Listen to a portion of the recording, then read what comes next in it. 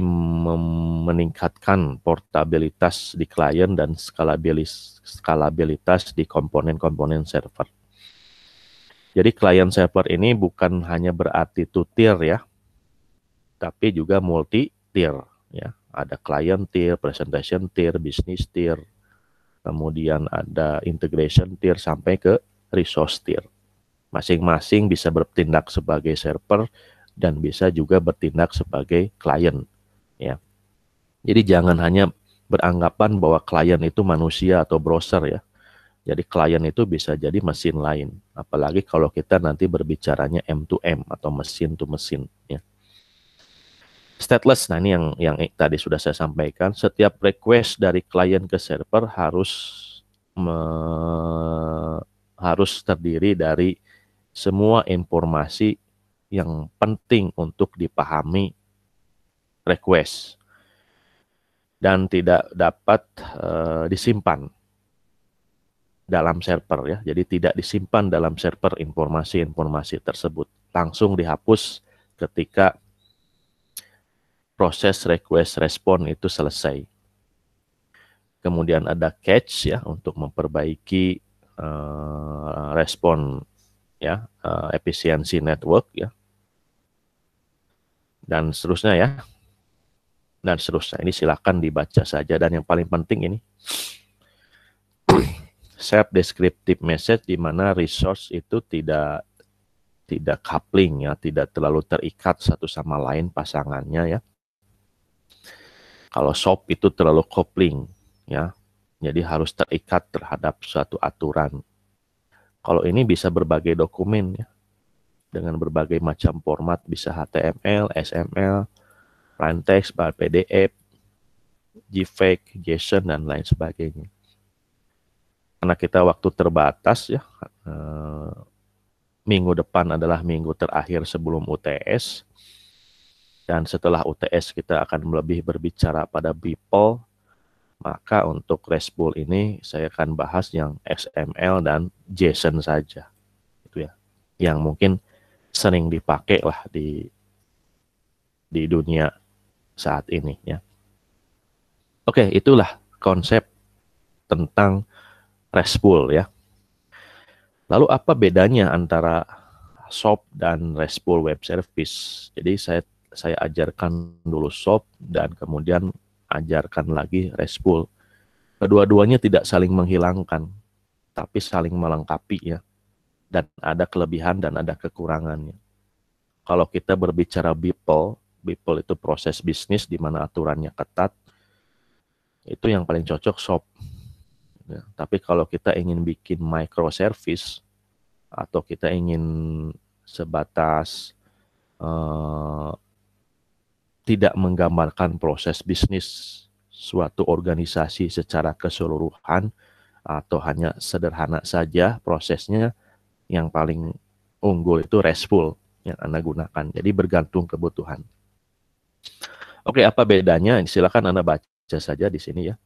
Dari namanya aja sudah beda ya, dari akronim. Kalau SOAP itu Simple Object Access Protocol, kalau REST itu Representational State Transfer ya. Kemudian kalau dari segi protokol terhadap arsitektur style, kalau SOAP itu standar protokol untuk membuat web service. Kalau REST itu hanya gaya saja, gaya arsitektur untuk membuat web service, bukan protokol kalau REST itu ya. Karena dia ditumpangkan kepada HTTP dan menggunakan protokol HTTP gitu. Kontrak, nah kalau SOAP ini sangat strict, sangat ketat. Dia harus ada diikat ya, klien dan server itu diikat dengan WSDL yang kemarin Anda sudah pelajari ya. Jadi kalau ingin mengakses sebuah web service harus tahu WSDL-nya. Tapi kalau REST itu bukan kontrak, dia seperti web biasa saja gitu ya. Dia menggunakan URL bla bla bla, jadi tanpa kontrak gitu ya. Nah, kalau SOAP itu hanya XML format saja. Nah, kalau REST itu bisa XML, bisa JSON, bisa plain text dan lain sebagainya. Nanti di studi kasus di sini di contoh ini kita akan lihat bagaimana REST web service bisa mengembalikan pesan XML dan JSON. Kemudian dari maintainability-nya tentu SOAP ini lebih susah untuk di maintain ya, karena memang perubahan pada kelas diagram, pada kelas atau pada metode, maka WSDL-nya juga harus berubah, harus di-generate lagi. Dan begitu juga kliennya harus di-generate lagi. Jadi kalau SOAP itu Anda harus pastikan dulu bahwa web service-nya sudah fix, tidak ada perubahan. Baru setelah fix, maka kode Java itu bisa dipublish sebagai web service, dapat WSDL-nya. Dan sudah dapat WSDL-nya baru dibuatkan kliennya, di-generate client stub. Sedangkan RESTful itu tidak serumit itu. Dia ya seperti pemrograman web saja. Jadi dia rubah sesuatu di dalam metode atau di dalam kelas Java-nya tidak usah di-generate lagi ya. Dan kliennya pun tidak usah dibuatkan stubnya. Jadi ini seperti pemrograman web saja.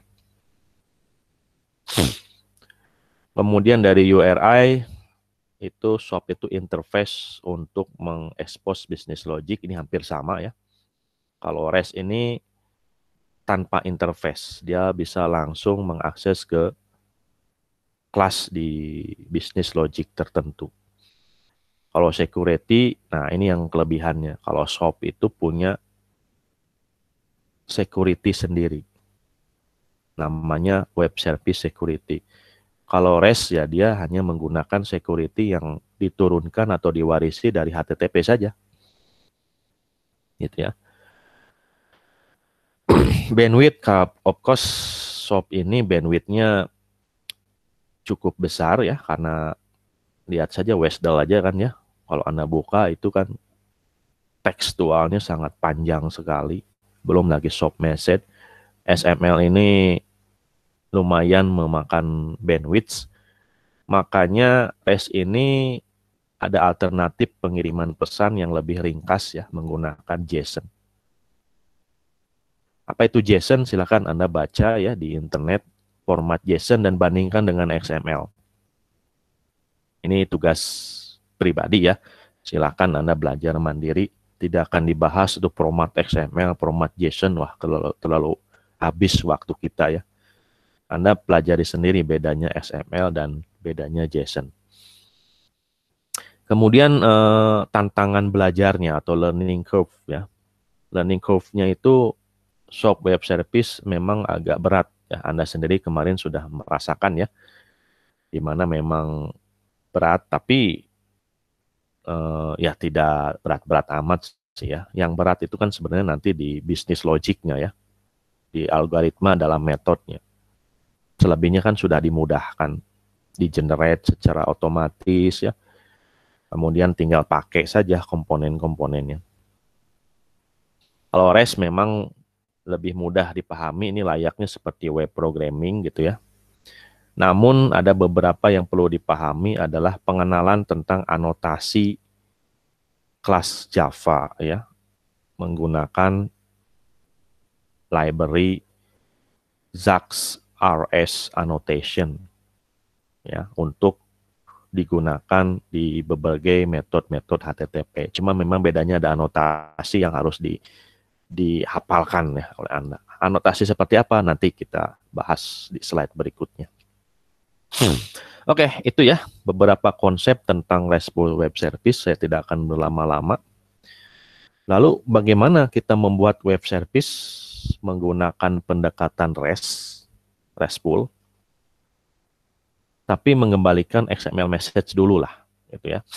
JSON-nya nanti minggu depan, ya, karena ada library tambahan yang harus ditambahkan ya untuk mengenerate pesan JSON, gitu ya.